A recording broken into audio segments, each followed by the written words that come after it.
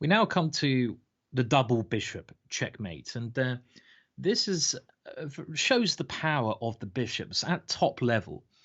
Most grandmasters consider the bishop to be stronger than the knight, and you can see why with the examples we're going to study in this video.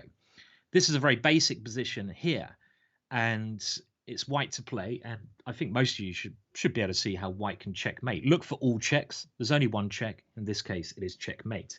I would say this is quite similar to Boden's mate or the crisscross mate, except it's not a crisscross. Both bishops are pointing the same way with a double bishop mate. And here, bishop to b2 shows the awesome power of the bishops on these long diagonals. That king cannot escape. It's in checkmate. It's the end of the game. And even when you get used to some of these patterns, they might not always end in checkmate. But if you realize how strong pieces can work together, like in this example, they might help you in the middle game, in the ending, even in the opening. So again, it's all about pattern recognition, recognizing these patterns. And let's have a look at a case of this checkmate from an actual game. I now thought it would be a good idea to look at a whole game and to see how we can arrive at this double bishop checkmate only on move 19. I'm going to go through the moves fairly quickly with minimum explanation, but we'll have a look at the main points just to see how you can build up these patterns, how they actually work in real games. So white played e4, e5, and now d4, the Danish gambit. And if you look in the archive, I've done a video on this of white. It's a very interesting idea. The point is, after pawn takes d4, c3, and after pawn takes c3, bishop to c4, and we get this very strong bishop attacking black's Achilles heel. And we're hoping here, and this is why I wanted to include this game from the start, that if black takes on b2, we go bishop takes b2, and already you can see this idea of the two bishops working together. So this is just reinforcing the point I'm making, that when you know patterns, they're not always used in checkmate ideas. They can be used in the opening, in other areas, but you've got to recognize the power of pieces working together, how they should work together, how you can coordinate them together. Now the actual game continued. Knight to f6, we had some development. Knight to f3, bishop c5, knight takes c3. White is going for quick development here for a pawn. Pawn to d6, castles, castles, and now white starts an attack. Knight to g5, aiming for the Achilles heel. h6, and now we take on e5, and here pawn to e5. And like I said, we're not going to look at this with maximum commentary, but we're just showing the moves very quickly to just get a feel of how we get to the position. White clearly attacking, white the one pressurizing the opponent. The knight has to move because otherwise we take the queen. Knight to g4, and now here comes Eddie the e-pawn.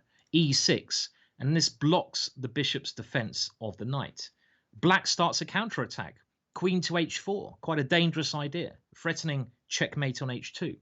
But we can take the rook with check. Pawn takes rook, check.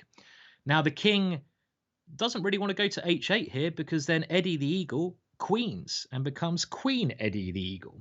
So king to f8, covering the queening square. White needs to defend h2, bishop to f4, stopping queen takes h2 mate. Instead, black goes knight takes f2. Very unclear position. The knight is attacking the queen. The knight is threatening to move with a discovered check. This is what we call, I say, an ambush against the white king. The queen goes to e2. Knight g4, ambush check comes in. King to h1. And now bishop to d7, because let's see what white's threatening here. Well, white is threatening queen to e8 check. Bishop to d7, and now white brings in his last piece, rook on a to e1. Again, renewing the threat of queen to e8 check. Black stops that with knight to c6. Now black is defending that square with a number of pieces. But here, in this rather strange and aggressive position, white can force checkmate in a very beautiful way. And what do you need to do to work this checkmate out? Well, I really think the bishop on c4 from the opening has been a great piece. But also, we should be looking at the other white pieces. Nearly all the white's pieces doing a great job. The queen and both the rooks are really cutting down towards the black king. And, you should be calculating checks and captures here. Let's look at checks first. Pause the video now to see if you can work out how to kind of use this double bishops, and that's the final kind of structure you're looking for to arrange the double bishop checkmate, even though it looks impossible at the moment. Well, what we need to do, and this is the kind of thing that you should be getting sort of, in your mind with the patterns. If you can remove the F pawn, so if you can't see the checkmate, just try this. Just, point to your opponent and say, look at that, it's Superman over, and point to the other side of the room. When he's not looking, remove the pawn from the board. Actually, remember, don't do this. It's called cheating. But just imagine you can remove that pawn from the board, or maybe sneeze and knock it over by accident. I shouldn't really be telling you these techniques. But imagine this pawn wasn't on the board. If it wasn't on the board, we could go bishop takes d6 with a double check and a checkmate. So how can we get rid of the pawn on f7? We give up our queen. Queen to e8 check. We can still play this move. And the point is, it doesn't matter what black recaptures. In the game, he took with a rook. Now we get rid of our f pawn. So we queen on e8. Black cannot take with the king because the rook on e1. Has to take with the bishop.